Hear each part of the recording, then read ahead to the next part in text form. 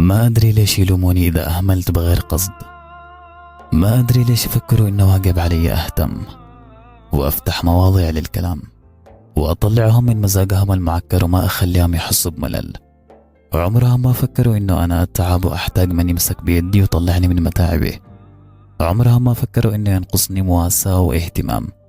دائما يخطر ببالهم إنه أنا قوي وأطلع من مشاكلي وما يأثر بأي موقف.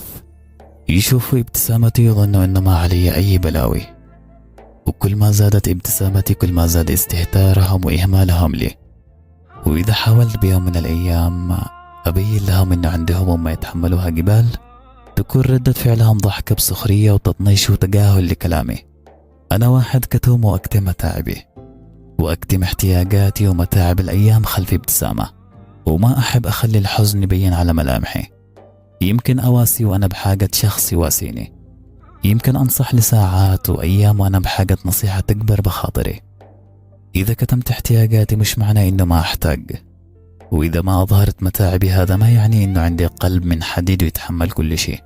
يمكن أكتم خوفا من تلاشي الحزن وقت البوح، ويمكن ما أطلع الشيء اللي يتعبني خوفا من وجود مستمع ما يقدر وما يفهم معاناتي.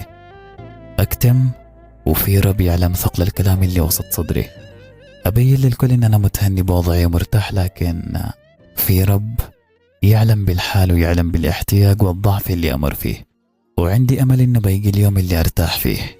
عندي أمل إنه بتنتهي همومي ومشاكلي وبطلع من هذا الضياع اللي يكسر بخاطري. متأمل بربي إنه برتاح وبتنتهي كل هذه المتاعب. يا شايل همومك على قلبك صبر، الفرح ما رد بيسير عليك، والعمر مهما قسى وقته بيمر.